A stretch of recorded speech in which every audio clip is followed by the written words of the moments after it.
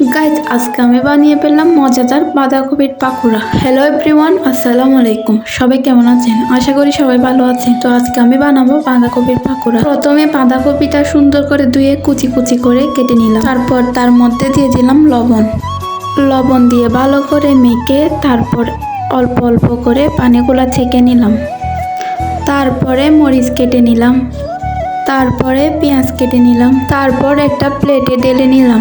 তারপর বাঁধাকপির সাথে মিক্স করে নিলাম। প্রথমে দিলাম পেঁয়াজ, তারপরে দিলাম মরিচ, তারপর দিলাম অল্প করে মরিচের গুঁড়া, মশলার গুঁড়া, হলুদের গুঁড়া, লবণ। তারপরে দিলাম একটা ম্যাজিক মশলা, তারপরে দিলাম 1 কাপ ময়দা, তারপর দিয়ে দিলাম একটি ডিম। সবগুলা দিয়ে একসাথে মেখে নিলাম।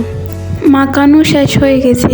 তারপরে চুলায় দিয়ে দিলাম একটা ফ্রাই প্যান, তার মধ্যে দিয়ে দিলাম তেলগুলা গরম হতে তার মধ্যে দিয়ে দিলাম এক এক করে বাঁধাকপির পাকোড়াগুলা।